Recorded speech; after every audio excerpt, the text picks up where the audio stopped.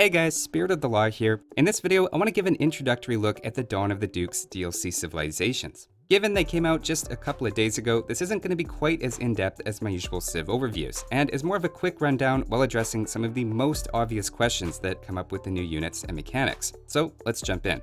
The first new civilization is the Bohemians. They're classified as a gunpowder and monk civ, though overall I would say they're actually fairly flexible.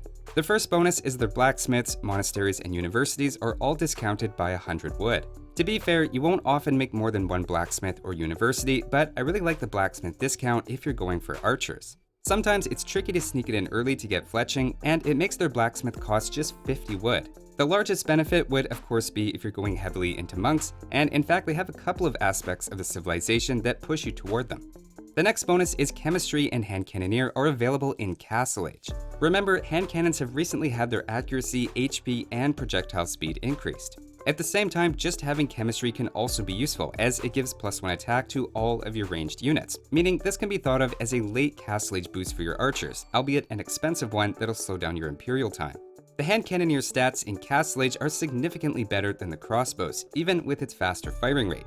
I can definitely see this being a nice option against Eagles, Goths, or another infantry civ where you wouldn't normally be able to afford Imperial Age, but now have access to hand cannons early. The next bonus is the Spearman line deals 25% more bonus damage. Spear units do have a few minor bonuses against buildings, eagles, and ships, but mainly this is going to be relevant against cavalry, at least sometimes being able to take out cavalry one hit sooner. This is nowhere near as good as the Japanese faster attack, for example, and even Burmese extra attack will often feel stronger, as this is specific to units that spears already excel against. At least though, it isn't something you need to go out of your way for, and just using the spear line as usual, you're going to get that boost. The next bonus is that their Castle Age techs, fervor, and sanctity from the monastery affect villagers. That means villagers with 15 more HP that also can move 15% faster.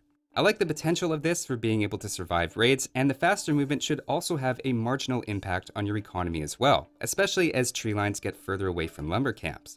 You may expect this to also be a big boost to farming, but the Berbers' 10% faster walking speed never really seemed to have much impact on that, and generally changes to carry capacity have always been more important than walking speed with reasonable distances.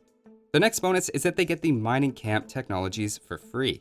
This means 15% faster stone and gold mining immediately in feudal, and another 15 on top of that when you reach Castle Age. While they often aren't techs that people prioritize, especially the stone mining upgrades, they are quite useful, especially when given for free.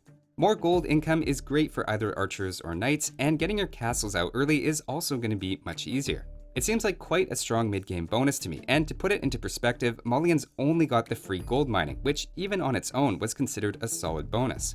And finally, the last bonus is the markets of the whole team work 80% faster. So basically they research market techs like coinage and build trade carts in close to half the usual time.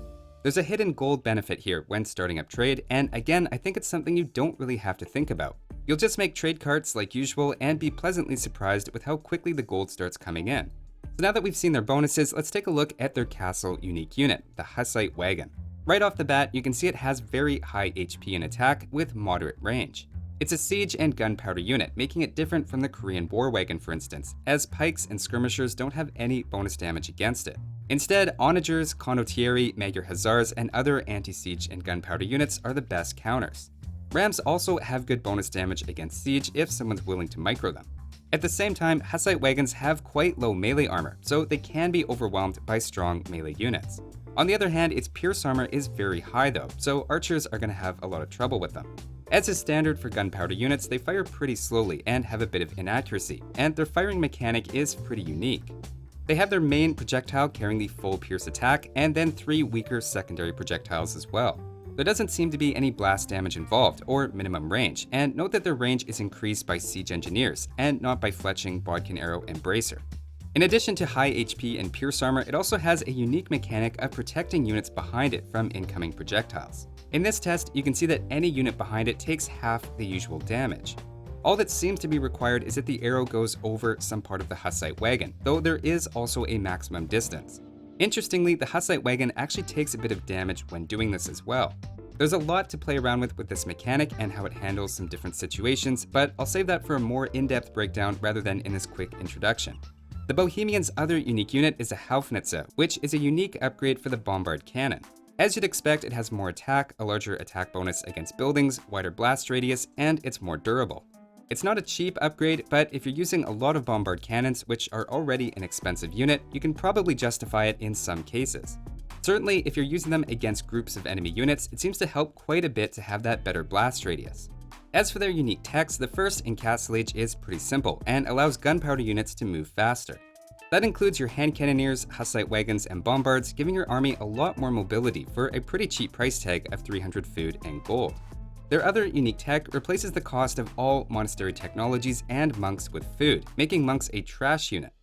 This is on top of also having fervor and sanctity improve your villagers, plus 75 wood monasteries instead of the usual 175. It makes a lot of sense to include monks in your army, except for one thing. Hussite wagons and siege aren't healed by monks, they're repaired by villagers, so just keep that in mind. It's also 800 food and 450 gold as well, so it's expensive enough you wouldn't just pick it up on a whim. I still think there are cases and compositions that you would want monks backing up, but I definitely don't think I would grab this in every game.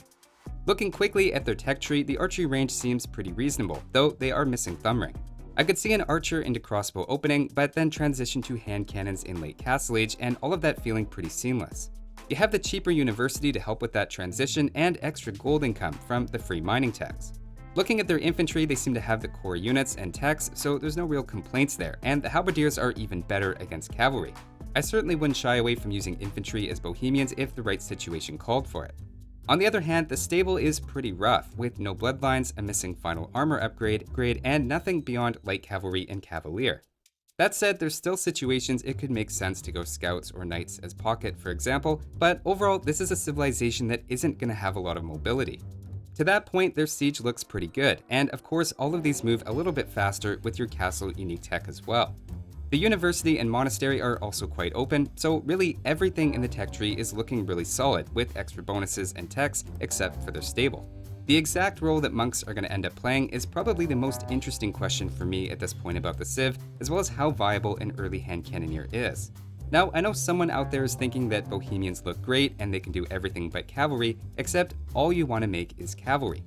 I have good news: the Poles. This is the second new civilization, and they're all about cavalry. To start with, Polish scouts and all of their allies have +1 attack against archers. This is a bit like the Persians, who have more attack on their knights versus archers, but this one helps a bit earlier in those scout versus archer battles. The next bonus is that their villagers regenerate HP.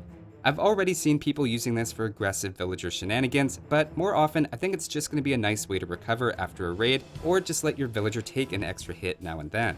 Even just having villagers recover after luring a boar feels fairly useful. The next bonus is that they have a unique building called the Folwark that replaces the mill. This is a very strange building for a few reasons. First of all, it costs 25 more wood than a regular mill and takes 5 seconds longer to build. It actually counts as a house though, so the wood cost technically isn't being wasted in the early game, and it even saves a bit of construction time overall. The really unique thing about it though is farms built around it instantly drop off 10% of their food when finished. If you build a farm that normally has 250 food, 25 of that is instantly taken from the farm and added to your stockpile. Now, you don't have to be perfect in the placement, but you still need to be pretty good, as there's only a 1 tile tolerance for it, so these farms here would still get the full effect. This mechanic does quite a few things at the same time. You have instant food, a faster average collection rate, and a greater importance on mill upgrades, since it's 10%, so more techs means more food each time. The downsides are they need to reseed a little bit earlier, it takes up a lot of attention to place them close enough, and also your villagers are of course more exposed than they would be around your town center. It's a really interesting trade-off, especially with Arabia being now much more open and with berries potentially being on forward hills open to attack. And finally, their last and maybe strongest bonus is that their stone miners generate 1 gold for every 2 stone they mine. With 8 stone miners, it's almost like you're getting an extra 4 villagers mining gold for free. Interestingly, because of the way they implemented it, that means you speed it up with stone mining upgrades, which may feel odd, but that's how it works. It also adds the gold as a trickle to your stockpile, so they don't actually end up carrying 2 resources at the same time. It's gathered fast enough that you could completely ignore gold mines at first if you wanted and start on stone, depending on how gold intensive your strategy is. To get your usual gold income, you just have to roughly double the number of villagers. Besides an early castle, it also means when your stone is gone, you still have all of your gold left untouched that you can collect. So long term, you get more gold as well, about 1600 more gold on a typical competitive map around your starting town center. This seems incredibly strong to me at the moment, and unlike the full work, there isn't really a trade-off. So that's their bonuses, and now let's take a look at their unique units. The first is the Obuch, which is unusual for actually removing enemy armor. It has a relatively low base attack, but after each hit, one melee and pierce armor are removed from the target until it's down to 0, functionally leading to more and more damage with every hit. It strips away both armor upgrades and base armor, and even once one of the types of armor reaches 0, the other one can still be brought down. This is also a more or less permanent stat change, though healing the unit with a monk or garrisoning in a defensive building will restore the armor once it's back to 100% HP.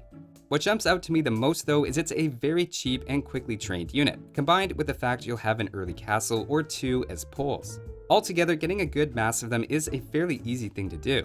Their other unique unit, or maybe special unit since they share it with the Lithuanians, is the Winged Hussar. It's a slightly more expensive version of the Hussar upgrade that gives 2 more attack, 5 more HP, and 1 more melee armor. Unfortunately, Poles are missing the last armor upgrade though, so they end up worse against projectiles and slightly better in melee. Their unique tech in Castle Age also helps them in melee by giving their light cavalry line trample damage as well. This is a new variation on trample damage, where they do 33% of their attack to adjacent units after accounting for attack and armor. Again, this helps more in melee situations than against range units, and it's pretty expensive at 750 food and 550 gold. If you're making enough Winged Hussars though, this is absolutely worth picking up, as in some situations it could even double their damage output.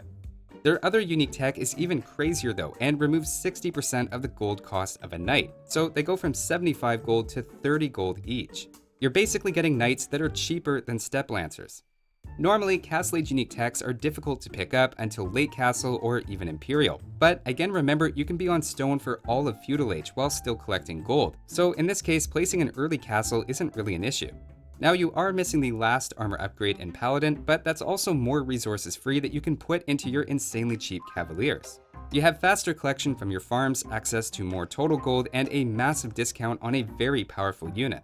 Overall, I think personally Poles seem a bit more fun to play than Bohemians, with interesting mechanics, trade-offs, and a lot of solid options. Just browsing through their tech tree, the archers are actually completely serviceable as well. They missed the last armor upgrade, but going archers could be a good way to catch someone off guard if they're expecting scouts. On the other hand, their infantry really isn't all that good, missing even halberdier. I'm not sure if it's meant to be for balance in trash wars, but other than the Winged Hussars, their trash units are fairly weak. Their stable also looks somewhat restrictive, but again the light cavalry line has more attack against archers and potentially trample damage with a unique tech. Their siege options are also fine, but obviously not as good as Bohemians, and they miss siege engineers as well. In fact, Poles generally seem less about raw power and things like siege, and more about mobility and easily massed units. So that's a general introduction to the new civilizations, and I'm looking forward to going into more depth with certain mechanics over the upcoming weeks. Big thanks to Jean-Paul, Ben, Kyle, James, Brian, Justin, Lalit, Samantha, I Like Toes at Night, and everyone else on Patreon for their incredible support. Thanks for watching, and I'll see you next time.